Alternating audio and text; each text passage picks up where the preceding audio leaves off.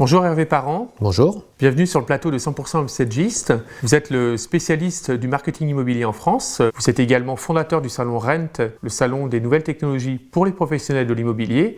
En quelques mots, qu'est-ce que le marketing immobilier? Il n'y a pas un marketing spécifique pour l'immobilier. Il y a du marketing qui est appliqué soit aux entreprises immobilières, soit aux biens immobiliers à vendre ou à louer. Les spécificités, effectivement, et si on s'intéresse à ce qui est de plus facile à comprendre, donc la vente d'un bien immobilier, les spécificités, c'est que le bien est unique. Quand on vend des milliers de voitures à 30 000 euros, on a des gros budgets marketing et on a des équipes qui réfléchissent, etc. Quand on vend un appartement à 250 000 euros, ce qui est beaucoup pour l'acheteur d'ailleurs, on a en face, en fait, un petit budget marketing à chaque fois. Quelles sont les nouvelles tendances en matière de marketing immobilier? Aujourd'hui, le premier contact, donc la première image qu'on donne, c'est l'annonce sur le portail d'annonce. Voilà. Et la réflexion marketing va être comment faire pour être vu et deux, créer l'émotion. C'est l'émotion qui va déclencher la vente, mais avant de déclencher la vente, l'émotion va déclencher l'appel téléphonique ou la visite à l'agence. La deuxième chose, c'est les choses vont peut-être évoluer, mais aujourd'hui, la réalité, c'est que l'internaute qui est en recherche, il saisit dans un formulaire les caractéristiques de sa recherche et il voit apparaître un certain nombre d'annonces, plus ou moins suivant l'endroit où il est et suivant ce qu'il cherche. Et sur quoi clique-t-il? Sur la plus belle photo, celle qui lui donne envie d'habiter là. Et c'est cette première chose qu'il faut comprendre. Voilà. La seconde chose, il va ensuite regarder de façon rationnelle, est-ce que les caractéristiques du bien qu'on lui propose correspondent à sa recherche. Mais ce qui va déclencher la vente et surtout ce qui va déclencher le fait que l'ensemble de la relation entre lui et l'agent immobilier, entre lui et le bien qu'il va le visiter est dès le début dans la bonne direction, c'est qu'il a eu une vraie émotion, une vraie envie. Les agents immobiliers ont-ils pris conscience de l'importance du marketing immobilier et notamment de la photo immobilière? Alors on a un peu de recul, en gros ça fait 10 ou 15 ans, suivant le point de repère, qu'on voit ce qui se passe sur les portails d'annonces.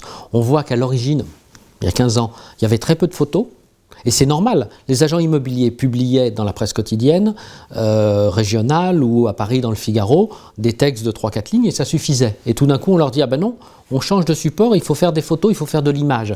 C'est très difficile de faire de l'image, c'est d'autres métiers. Donc ils n'ont pas vu tout de suite l'utilité. En plus, on était sur des marchés porteurs où c'était peut-être pas la peine. Mais au fur et à mesure où la profession devient plus mature dans sa prise en compte de l'Internet, elle comprend qu'il faut des photos. Donc là, on est au stade où tous les agents immobiliers comprennent qu'il faut plusieurs bonnes photos. Maintenant, ceux qui ont compris comment faire de bonnes photos sont assez rares. Une photo immobilière, c'est extrêmement compliqué. Il y a des problèmes de contre-jour, on ne voit rien, il faut prendre une pièce avec des grands angles qui vont peut-être déformer la photo, etc. Et puis il y a ce truc extraordinaire, c'est qu'il faut que les pièces soient préparées. Ah, pourquoi est-ce qu'il faut préparer la pièce? Je vends l'appartement tel qu'il est. Non, c'est pas vrai. La plus belle des princesses se maquille pour aller au bal. Et donc si vous voulez vendre votre appartement, il faut le préparer pour la vente. C'est pareil. C'est honnête, c'est légitime, c'est normal, c'est comme ça que ça marche. Regardez les photos dans les dernières revues immobilières sur papier, le haut de gamme, le luxe.